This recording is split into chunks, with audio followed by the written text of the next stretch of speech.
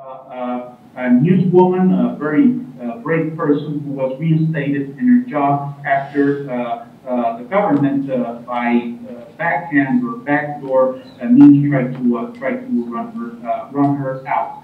So the more that we can say that this movement, that these forces that are pushing the ball up, have been weakened up to the point where the other side is just sinking in with less and less resistance, that will be the moment when we can say the situation has turned very, very dangerous. This is not the situation, of course, today. Large sectors of the ruling class are by no means convinced that these sorts of incredible lies and spectacular blogging by these right-wing forces are the way to rule the United States or North America. So we still have this situation. Though we have to be prepared. We have to devise a strategy where we can participate in these movements and try to push them as far as possible. Democratic rights, whatever the limitations we have in this system, are completely in our favor, even though we know perfectly well that the laws are not made for workers. Workers' rights have been won at a very high price, and sometimes they are being rolled back. I'm going to show you. I will risk losing the communication because I don't know if we have enough bandwidth. But I will try to show you the newspaper article with a photograph where a comrade is being freed from jail. And I think I'm going to have it right now. There we have it. I hope you can all see it, and I'm going to try to amplify it. Not yet. Okay. I'm sorry. Not yet. John is going to do. Okay, now we have it. Now you can see it. Now, our comrade is the one who's here in the center. And, well, this is the sort of mobilization we need.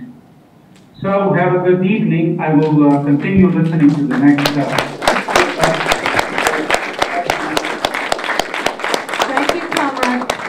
Okay, now we're going to go to Jeff.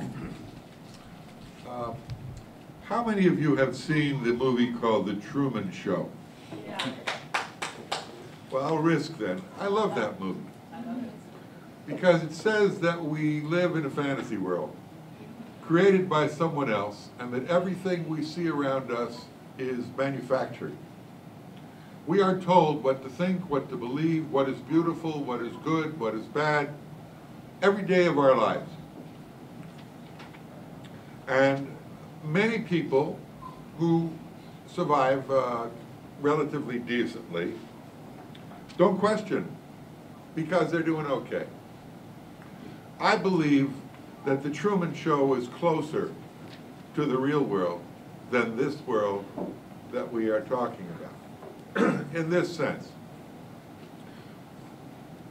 take the American scene, where Obama is an intelligent black man interested in civil rights, community organizer background, wonderful guy, has 2 wonderful kids, wonderful wife, who plants things in her backyard.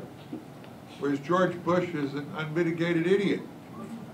Who wouldn't vote for Obama or for some other right-winger? That's the view of 99% of liberal opinion in the United States. And Obama is a good guy. He's civilized, for crying out loud. And if you say anything about his real record, because he has a smile, nobody wants to hear it at this point. Because the shell game, you know what I'm talking about, the shell game, which shell is the P under, is ingrained in our consciousness to the effect that as long as they put up Mussolini to run against Hitler, we gotta vote for Mussolini, the lesser evil. We gotta vote for the neo-fascist who the Republicans are gonna put up in order to preserve democracy. Every single thing that Obama says about democracy in this country is contradicted every second of our lives in every country in the world. They torture, they murder, they bomb, they kill, they rape, every place on earth every second. They starve children to death, they saturation bomb, they poison people's water, they steal their resources, and they kill millions every second. And the United States is number one. It has more military power than the whole world. The whole CIA is converted into a terror organization on the one hand, and also, because there are no Russians to worry about, a spy organization for industrial spying against our competition. They want to find out what our counter-capitalists in other countries are producing so we can steal the patents. That's exactly what happens every second of our lives, but they give you the semblance, the feel that you're living in democracy. Just a spectacle of the Globe and Mail's headline today. Obama says 67 borders are settling thing. Pardon me? Obama says that the 67 borders are to be the new borders between Israel and Palestine. And the Israelis are very mad. Who the hell is Obama to say 67? I'm for the 47 borders. Yeah.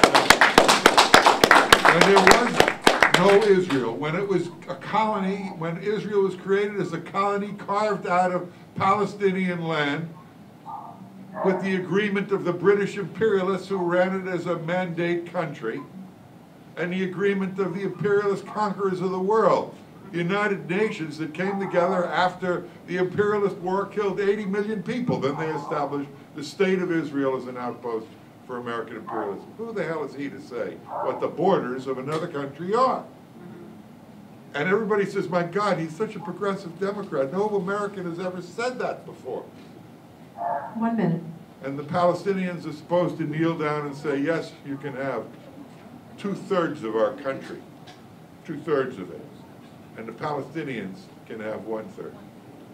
This kind of decision is being made every day in North Africa, where American representatives, ambassadors, agents, and military commanders are planning the future of every country in revolt in order to guarantee the continuing rule of the rich and their protection of their interests, no matter how many. Obama made a great speech about democracy. He's going to change all American policy in the entire North Africa. We know there have been dictators in the past.